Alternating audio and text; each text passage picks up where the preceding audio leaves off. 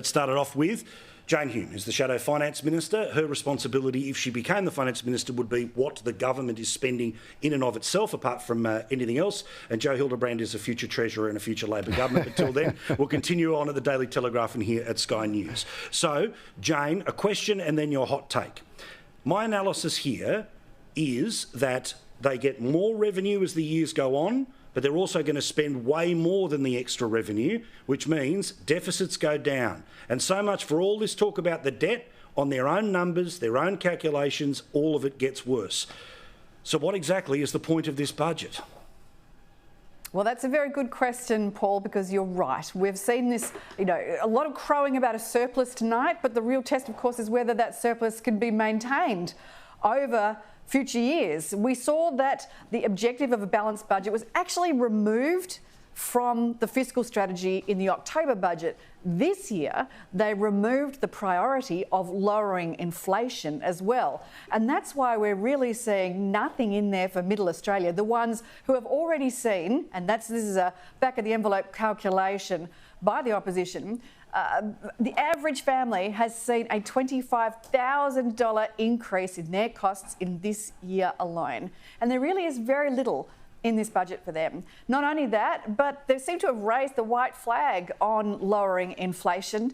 And they've said that it will all happen. Don't worry about it. Nothing to see here. It'll happen eventually because the RBA is going to have to do all the heavy lifting. The RBA is going to have to potentially put up interest rates further. And in fact, the first comment tonight that I heard after the budget was economist Chris Richardson, who said that he thought that all the interest rate rises were over, but having had a look at this budget, he reckons that the RBA are going to have to take the baseball bats out again. So, Joe, if the unemployment estimates in the budget are correct, we're going to go from the current record low to about 1%, 0.75%, but let's say, for easy numbers, an extra percent. Yep. Rough numbers we've been able to work out, that's the best part of 140,000 people that will lose their job in the next 12 months. But in the next 2 years, we're going to add 700,000 people via migration. How does that work?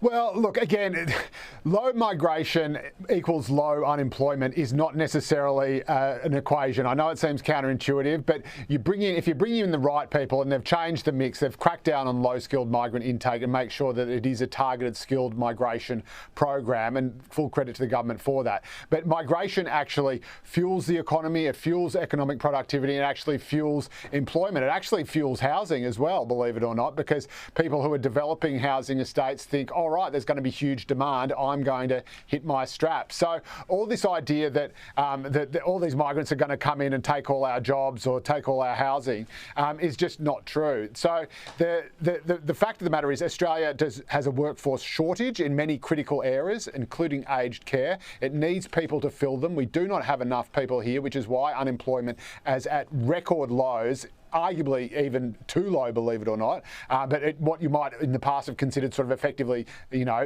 full employment. And again, even if you do get, an unemployment rate with a 4 in front of it, historically that is still very, very low. As someone who grew up when, unemployment was in the double digits at times during the last recession, I mean, these are still very, very low numbers. And again, you cannot bring inflation under control when you have a roaring full employment economy. So I feel like some of the criticism of this budget is, Jim Chalmers could have brought a magic pudding into the parliament and people would still be complaining. People are saying, oh, there's nothing in it for Middle Australia, but he's spending too much. Well, which is it? Yeah. And people are saying, people are saying, welcome to government. But this is the whole point.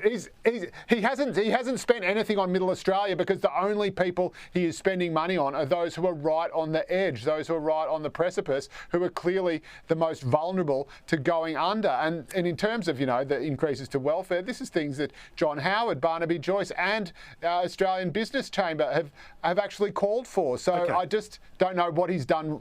I don't know what he's done wrong. There's no pleasing people.